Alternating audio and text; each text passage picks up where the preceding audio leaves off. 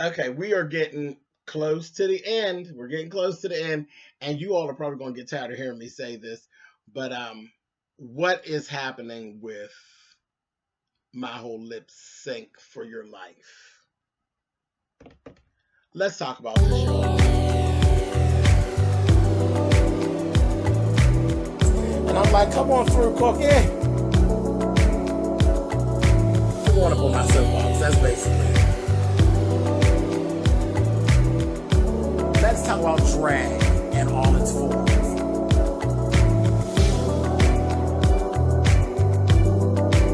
What, Cookie?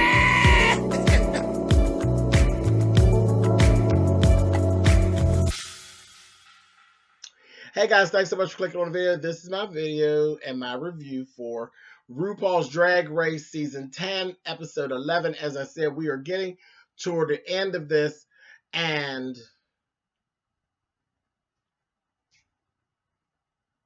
I don't know. I'm having an issue with my whole lip sync for your life part, which is actually my favorite part of the show. You know, the ending, the ending, who comes up on top, who comes up on the bottom, and then who's going to stay in the battle. This is the actual draw to the show. This is my favorite part of every episode, and it is losing all of its zeal. We're going to talk about it as we get to that part. Let's go ahead and go through this episode, and we will get to it, and I will give you my gripes. That's what I have. I have gripes. So anyway, started off something that we don't see very often that was very, very nice. No one, and I mean no one, had anything bad to say about Monet Exchange at all. She's a doll. She's a doll. She's a star in her own. She is, and I've said that from the beginning, she is a direct replica of Bob the Drag Queen. You can't help but love Bob. You can't help but love Monet. She's just likable. She has that likable star quality. She's going to be a star no matter what because she is so likable, so approachable. She's fun. She's funny. She has all those attributes. And not only do I wish her the best, I already know she's going to be okay. She's going to be a big star, just like Bob is. And I didn't know how that was going to work out for her because of the fact that she is so much like Bob. But the funny thing is, Bob embraces her and they actually do work together and stuff. So there's no need to ever really pin them against each other. And both of the bitches are winning, absolutely winning. And I see her out there in YouTube land, and I'm really, really happy with the things I'm seeing from Monet Exchange. I like her. But anyway, so nobody had anything bad to say about Monet, so that was great. That was great. Then we look up and Rue comes in and brings in old fine ass Cheyenne Jackson with him. And they come in to do the mini challenge. And Charles, eating mini challenge. I was like, okay, I'm hoping there's none of this stuff where they're doing all this eating and then throwing up in buckets and stuff because I can't with that. That's disgusting. But what they did was it was called Rest and Brunch Face. And Rue started to talk about the fact of, all the brunch. And it is really has picked up brunch. Drag brunch has actually picked up and it's really spreading like wildfire where it used to just be in the South. Drag brunch is becoming a big thing. It's cute. And it's entertaining. It really is. It's fun on both sides. I've actually been to drag brunch. I've been, a part of a showcase for drag brunch. I've done, and I do my own dinner show and all that. So it's fun. It really is. It's fun and it is a nice little twist, and it just filters drag out to a new audience. So it works. It works. So if you don't have drag brunch in your area, here's an idea, bitches. Drag brunch. Go make your money. Get money, bitch. Anyway, okay. So they go ahead. What they were doing like pancakes and then decorating the pancakes, kind of the way they do at Eaton Park. That kind of thing, or at IHOP, whatever you have, the pancake house, whatever you have in your city where they do the pancakes and the faces and all of that. We have some type of restaurant everywhere around that does that. But Eureka's ass was steadily eating while she was supposed to be decorating the shit. She was eating. I said, Eureka, you fat bitch. I just laughed. Eureka's so funny. I just laughed at her. I was like, she is eating down at him. But it was basically pancakes with a story. The winner of the mini challenge was Asia O'Hara. And let me tell you something that I'm noticing about Miss Asia. as we go for Miss Asia. I know she was. We talked about it where she said she's going to get into pageant mode and she was going to be more focused on the competition side, and she has become very matter of fact and just a bit bitchy. So yeah, she is in total pageant mode. Some of the things I was like, ooh, girl, ooh, kind of cringeworthy. It's that whole backstage at a pageant type of situation we're having with Asia. She's saying whatever she wants to say and not being very apologetic about it. And I'm like, okay. And I'm used to that kind of stuff, but it's a little off putting because that type of shit you are teetering on being a bitchy queen. You know how I feel about bitchy queens. But she's handling it pretty good, but she's becoming very matter of fact. And some of the things that comes out of Asia's mouth are a little cringeworthy. So I'm like, I'm hoping she doesn't fall over the other side of the line. But right now she's really teetering on bitchiness. And I'm like, whatever. Anyway, moving on. Maxi Challenge. The Maxi Challenge is you at your best and your evil twin. So basically, Rue is asking the girls to tap into their self-saboteur and basically create a look of, their best look, you know, of them normally, and then creating a look that is the opposite, which is the bitch in you. And I said, this should be a fun challenge. It didn't even really end up being as fun as what I would think that it was, as fun as I thought it was going to be. I would have done things differently had I been doing it myself, but yeah, it was cool, whatever, I guess. Eureka and Rue had a real good conversation. A real good conversation, and it put things really into perspective for the viewer that didn't really grasp what the challenge was actually about. So I thought that was really good. Listening to Rue and Eureka talk, if you're a person that is this your first time watching, or you just started, or you just had some questions about what Rue really wanted, the conversation between Eureka and Rue really put things into perspective. So I was like, that was cool.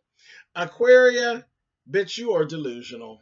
You are absolutely delusional. She really is just not that smart. And I'm not trying to be mean, but she's not. She is not. She is a dingbat. And she's a pretty dingbat. She everything ain't about looks, girl. I mean, the look is a part of it, yes, but she wasn't totally grasping exactly what everything was about at first. And Rue was trying to help her, and it's not. I was just like, I said, this child is just not very bright. That's all that it is. She's pretty, but she's not very bright. And Rue kind of got her on track. That bitch was clueless. But he got her on track to what it was that they were looking for. I said, woo, shit, Eddie. Anyway, then we end up with Eureka and Cracker have a conversation. Eureka tried to do the exact same thing for Cracker that Rue did for Aquaria. Because Rue had talked to Cracker and she kind of got it, but then didn't get it. Then Eureka broke it down to her a little further and was like, snap out of it, bitch. Again, and I don't think that Cracker is a goofball and don't get it. I think Cracker is just guarded and doesn't want to show certain parts of herself. And I think she's afraid to come across bitchy, and she locks parts of herself off. And Eureka's giving her girl, it's time, you got to let it go, bitch. You got to let it go.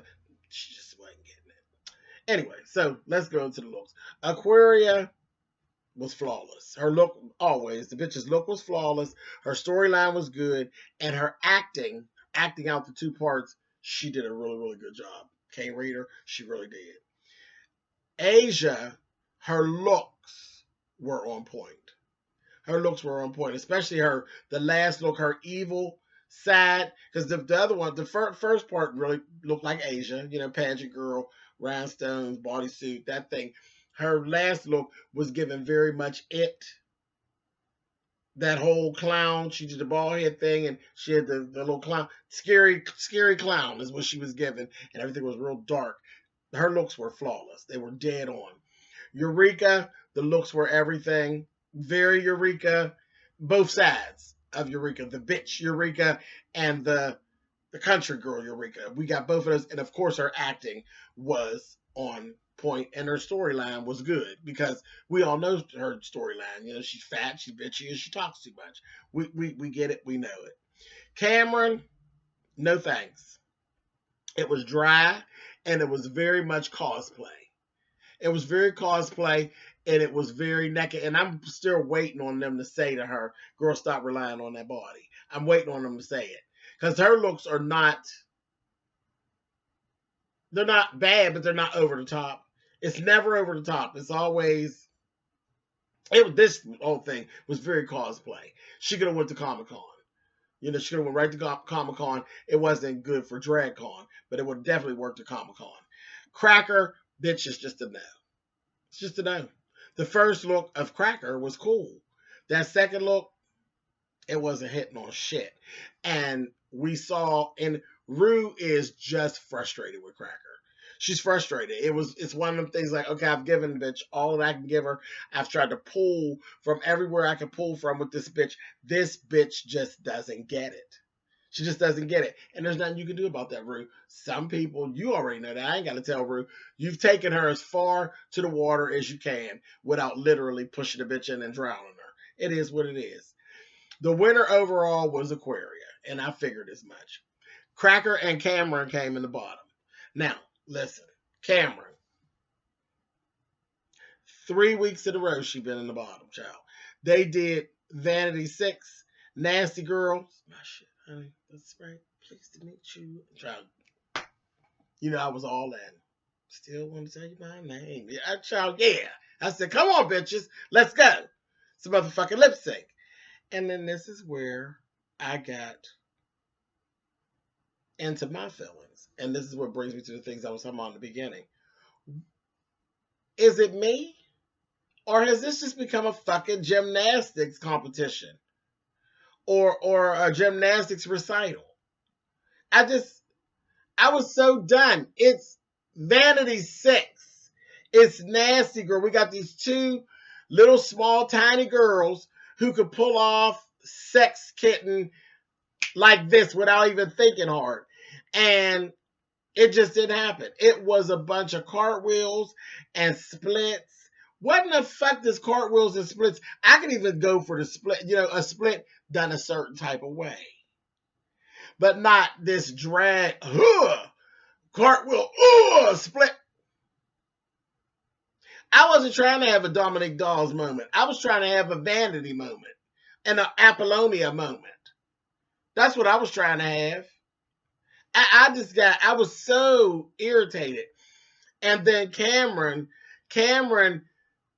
if you turn the sound on your television off and just watch the television, Cameron has done the same performance for the past 3 episodes, just with different music. It's the same shit. Bye, girl. Bye, baby. Goodbye. But no, that didn't happen. What saved this bitch was that she did some floor work on her back.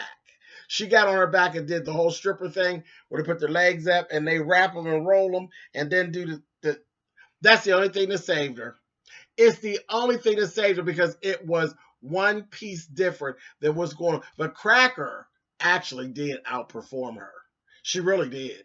She outperformed her as far as the song goes and where, you know, she did do some sexy and some real cheeky stuff where Cameron was just cartwheeling and flipping. And in my opinion, Cracker outperformed Cameron.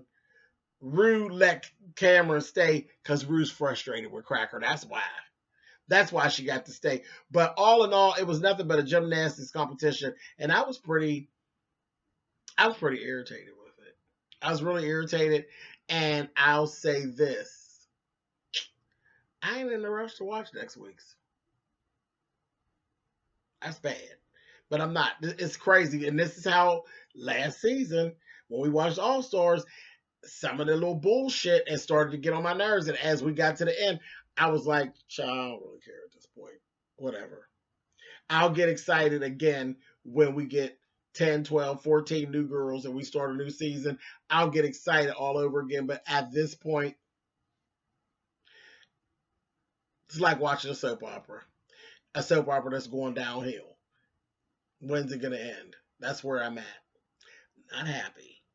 Not happy. Definitely a super fan. I'm a super fan, so you know I'll be here. You know I'll be watching and I'll review. But I ain't in no big rush to get through to next week to see what happens. Let's get through to the week after that and find out who wins so we can get on to the next group of chicks. That's where I'm at with it. Because y'all, it's losing me. The competition itself is losing me more and more. When you start, because Snatch Game is supposed to be the height of the whole season. And it was just like, okay. And now our Lip Sync for Your Lives is just like, lip sync, if you will. Okay, whatever. I don't know. That's where I'm at. You all tell me what you all think down in the comments. Is it just me or is somebody else feeling what I'm feeling? And I will say this. Ashanti and Lena Dunham both were absolutely excellent on that judges panel. And they both look really good. Both of them. Miss Lena was clean. Clean. I loved how she put everything out there, how she they both did. They thoroughly explained themselves. They understood what was going on. It wasn't no bullshit. They knew what they were talking about, and I enjoyed them both. I did. I really enjoyed them both on that judging panel. So that was really good. Anyway. All right, you guys. Comments. Let me know what you think of the competition and where it's going, the direction it's going. And let me know, am I being a bitch? Or is somebody else out there feeling kind of like I'm feeling? Is it losing some of what we love about it? All right, guys. I'll talk to you soon.